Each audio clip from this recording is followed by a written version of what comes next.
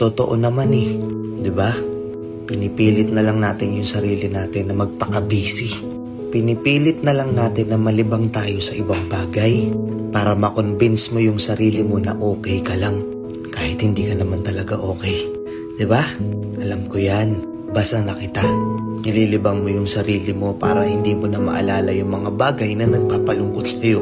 Kasi every time na mag-isa ka na lang, every time na wala ka nang ginagawa, naaalala mo yung mga bagay na ayaw mo nang maalala.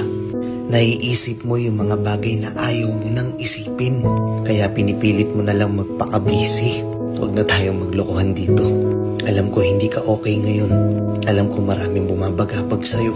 Pero kahit anong mangyari, naniniwala ako na kung ano man yung bigat na dinadala mo, malalampasan mo yan. Parte lang yan ang buhay. Kung wala mang nagsabi sa'yo nito, kung lahat man ng tao sa paligid mo wala nang pakialam sa'yo, gusto ko lang malaman mo na oo ako, naniniwala ako na magiging okay din ang lahat. Kaya ikaw, umiti ka naman kahit konti. Huwag mong hayaang yung kalungkutan mo na yan sirain yung magandang ngiti mo. Deserve mong maging masaya.